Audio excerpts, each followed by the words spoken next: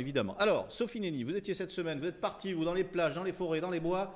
C'est la Transac. C'est pas Sporac, mais c'est la Transac. Qu'est-ce que c'est? Transaquitaine, Transac. en fait, c'est une course de l'extrême le long du littoral aquitain. Oui. Et avant le départ de cette course, nous avons suivi Amaury Delerue qui va faire sa première participation.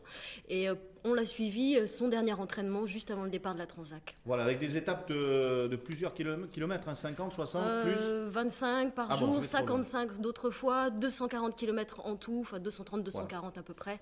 Je vous laisse tout de suite avec Amaury Delerue et Oui. juste après, on sera vraiment dans la dernière étape de la Transac. Allez, c'est parti pour la Transac.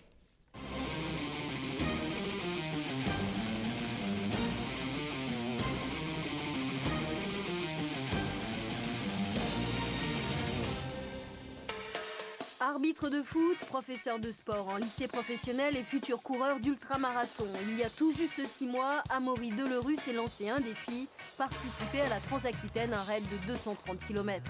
6 jours de course en autosuffisance alimentaire, loin de toute urbanisation entre chemins forestiers et plages. De la dune du Pilat à Mimizan, d'Ourtin à Lacanau. On est à Lacanau sur le parking de la Super Sud.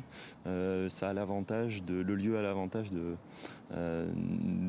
d'avoir tous les types de sentiers de la Transaquitaine, d'où l'utilité d'y faire le dernier entraînement qui sera très léger parce qu'on est là juste pour voir si la machine va bien. Au départ de la Transac cette année, 130 coureurs venus des 5 continents. Pour sa première participation, le Girondin n'a rien négligé. Il sait que le moindre petit détail pourrait l'empêcher de relier l'arrivée. Nous portons la nourriture que nous avalons sur la course. Donc dans mon sac, il y a des aliments déshydratés. Et puis le nécessaire pour le cuisiner, le nécessaire de rechange.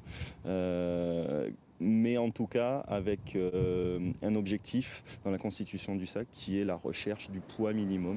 Et parce qu'Amaury n'est pas né coureur de fond, ces 6 derniers mois, il s'est astreint à un programme alimentaire strict et à un entraînement quotidien. Il y a évidemment l'entraînement physique qui consiste à alterner des séances de sortie très très longues ou de plus en plus longues pour accumuler du kilomètre et des séances sur piste pour faire de la vitesse, faire ce qu'on appelle des séances de VMA, c'est-à-dire de l'augmentation de la capacité respiratoire tout simplement.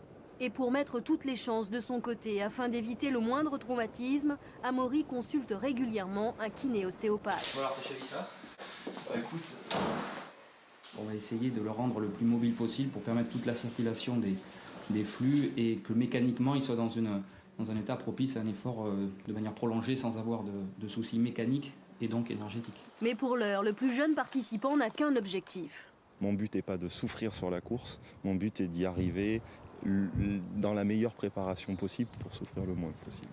Pour une première course comme celle-là, le but est d'arriver tout court. C'est mon seul objectif, c'est de voir l'arche d'arrivée tous les jours à chaque étape pour la terminer. Je ne me suis absolument pas posé la question de savoir à quelle place j'allais y arriver. Après cette course de l'extrême, pour se remettre de ses efforts, Amaury devra rester tranquille près de 2 mois avant de se lancer un nouveau défi.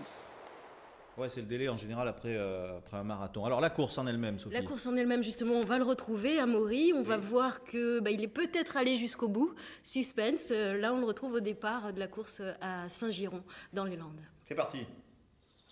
Camping des Tourterelles à Saint-Giron, dans les Landes. Dans moins d'une demi-heure, les 120 rescapés de la Transaquitaine s'élanceront pour l'ultime étape de ce raid en pleine nature. En attendant, ils se préparent. Le principal, c'est d'aller au bout, de finir. Je te dis, là, en rampant, je vais y aller, il n'y a pas de problème. Là, tu vas aller mettre les sacs à dos. C'est le bateau ivre, en fait, en arrivant ici, les pieds, les genoux, ça ressemble un peu à l'Arche de Noé, le départ de la dernière étape, c'est vraiment ça. Depuis lundi, les concurrents ont déjà parcouru 200 km et les corps sont épuisés. Blessures musculaires tendineuses pour les uns, bobologie pour les autres. On protège le genou qui s'enflamme en courant, dont les ligaments latéraux internes qui s'échauffent un petit peu. Et en les protégeant, on renforce le tout de façon à éviter qu'ils souffrent trop. 9h30, Brahim, qui a participé à plusieurs marathons des sables, ouvre la route. Membre de l'organisation, il doit aussi sécuriser le passage au courant du Ché, là où la rivière rencontre l'océan. La marée est montante, pas une minute à perdre. 11h, les premiers concurrents arrivent et si certains préfèrent rester au sec, d'autres se mouillent sans hésiter.